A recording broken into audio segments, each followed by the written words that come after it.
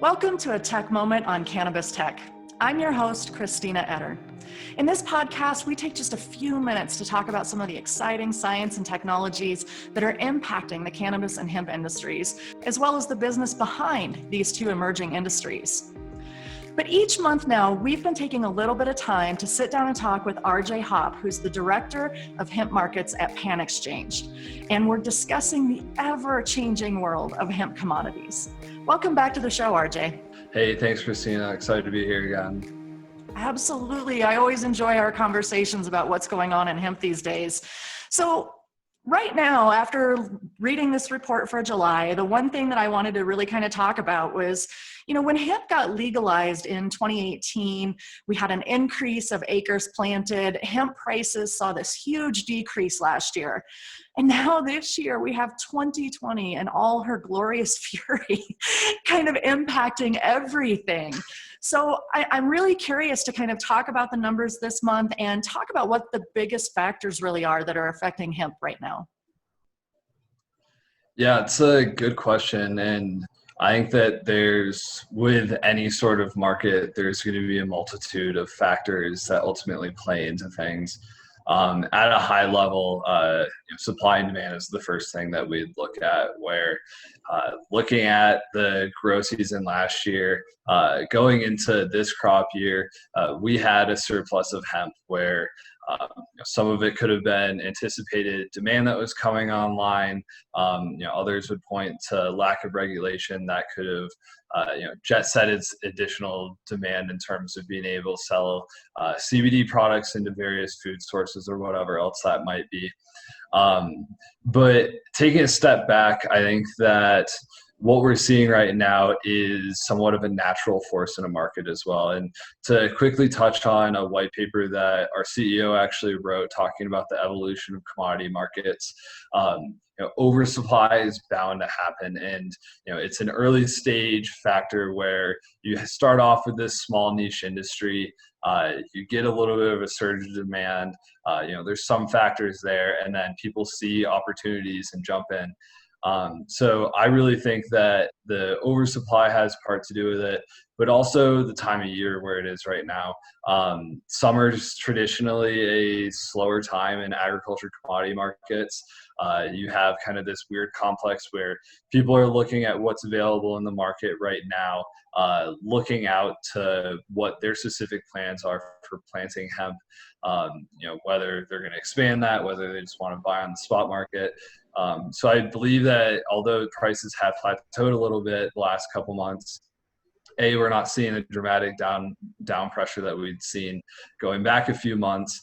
But I think it really plays into time of year, the fact that we are in a bit of an oversupplied market, and a little bit of the uncertainty side in terms of how exactly do we market these products going forward.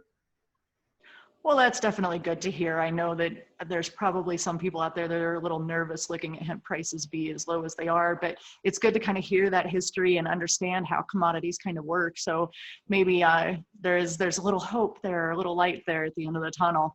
Now, one of the things that really excited me about this month's report in PanXchange was seeing the listing or seeing the wording there for Smokeable Hemp.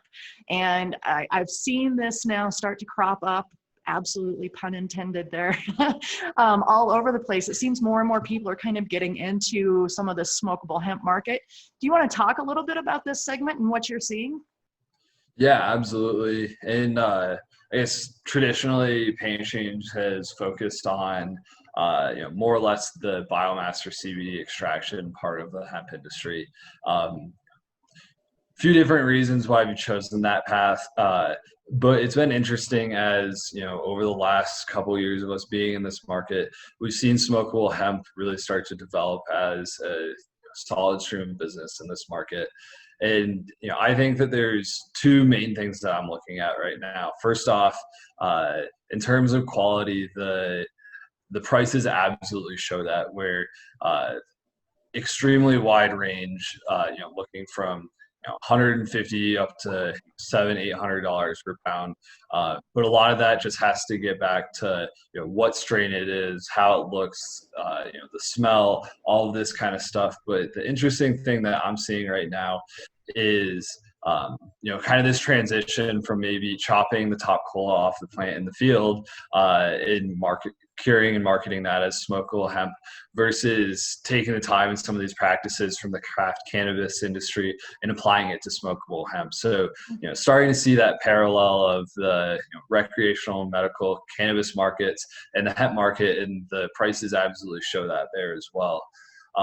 Other thing I'd be remiss if we didn't talk about was the legal standpoint in terms of a state-by-state basis, where it's quite a big undertaking to understand what's going on in every single one of these states, as these laws are consistently changing. And to point out North Carolina, for example, there was talk about smokable hemp's going to be banned, smokable hemp's going to be banned, but then they actually walked back on that. So from my position, I think that anything to deal with cannabis and looking at the way that market developed, smokable hemp has some of the same appearances. I think that tumultuous up and down nature in terms of widespread recognition and legalization will take time, but things are moving in the right direction, which is really exciting to see.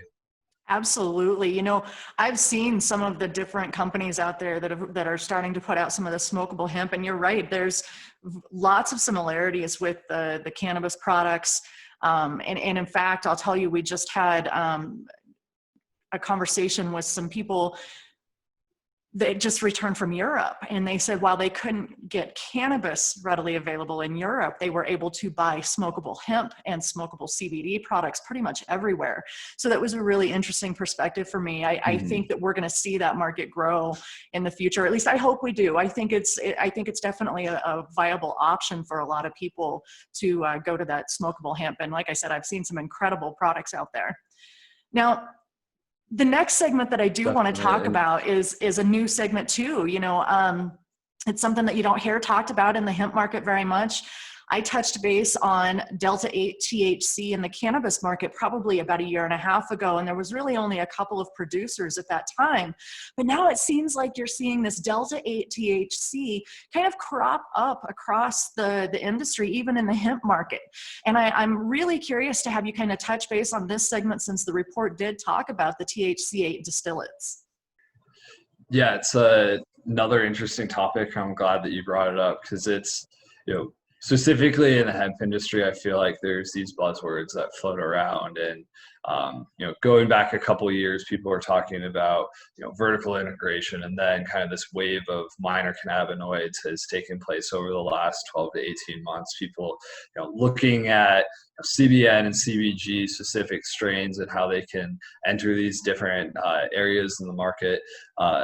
And I know that it's been around for a little while, but Delta-8 is definitely taking the storm in terms of topics within the hemp industry specifically.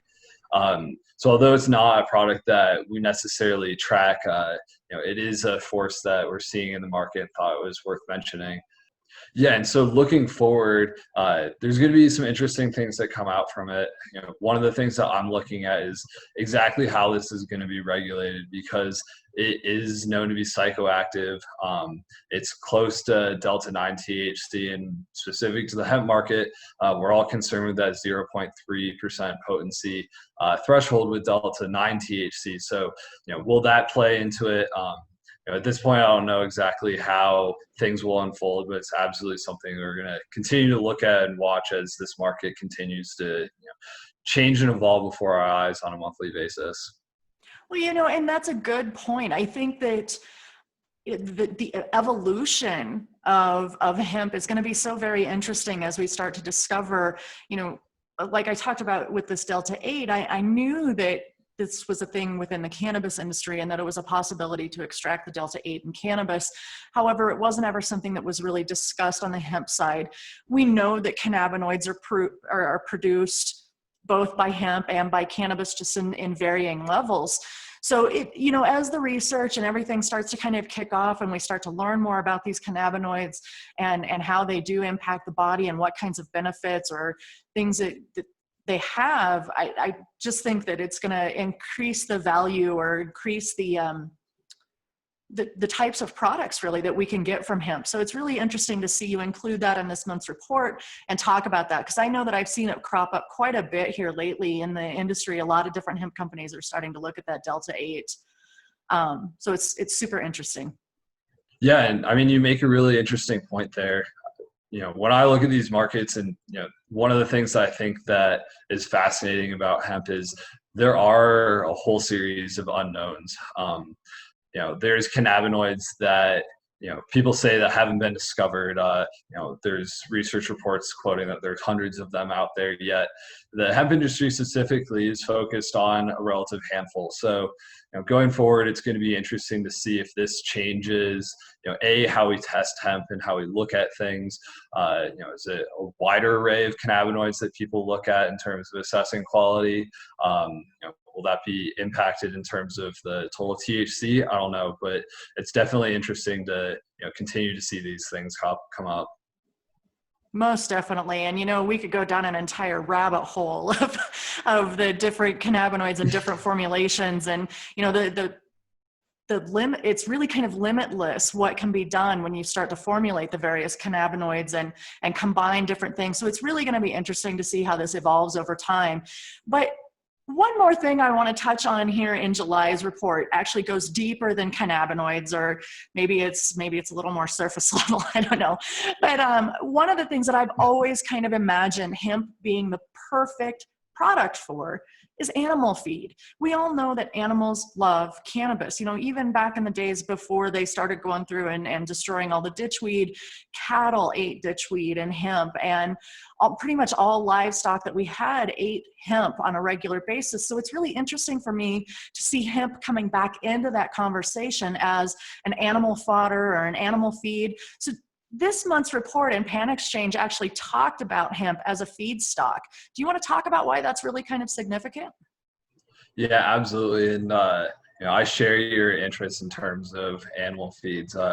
Actually, one of the first projects that I worked on when I joined PanXchange over 4 years ago was in the U.S. animal feed industry. So pretty close to home in terms of myself and PanXchange, and something that I've been watching a lot because I think that the animal feed industry flies under the radar a little bit in terms of these massive industries that hemp has the opportunity to not only enter the supply chain but ultimately disrupt. So looking at the animal feed side of things, I really see two distinct applications that could make a big difference going forward. So first off, looking at the hemp seed meal or cake. So after you go through and process the seed and take out that oil, you have these remains, which have shown to be very high in protein. And as you mentioned, animals like to eat it. So I see that as a first very viable option in terms of entering the animal feed industry. The second thing as well is looking at the post-extracted biomass, where that could also be another source that more or less the extraction side of the industry can get involved with the hemp side. And it's really interesting to me because dry distiller grain is a co-product of the ethanol production, where they basically take corn and make ethanol, which goes into gasoline. And it's very similar where DDGs is the leftover after the ethanol is extracted, and that's one of the staple feed ingredients here in the United States. So I see applications for both of those.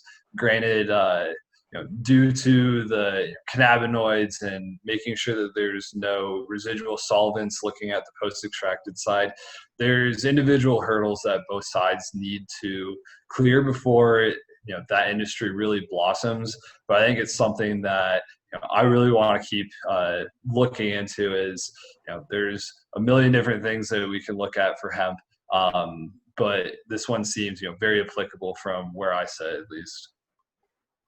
It's so interesting to see the various ways. I mean, obviously here in just this little 10-minute conversation that we're having, we've talked about smokable hemp, we've talked about cannabinoid extraction, we've talked about, the various forms of cannabinoids and the Delta 8 THC, and then even the animal feed and feedstock Then you get into things like the plastics and the materials and all of the different things that can be done with hemp. It just seems like this is absolutely a limitless opportunity crop that's really being presented here.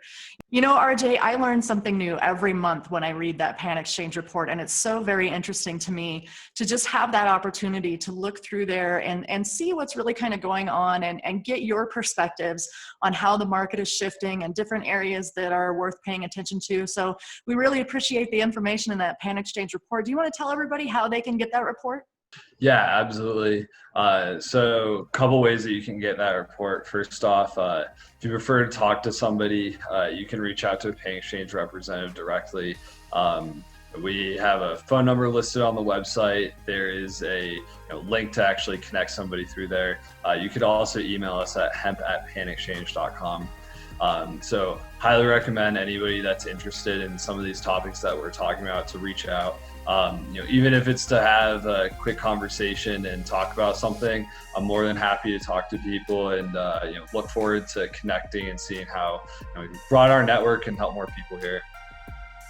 Absolutely. Well, thanks again so much for your time today, RJ. It's always interesting catching up with you and hearing the latest that's happening in the hemp industry. We really appreciate your time. Absolutely. Thank you and take care.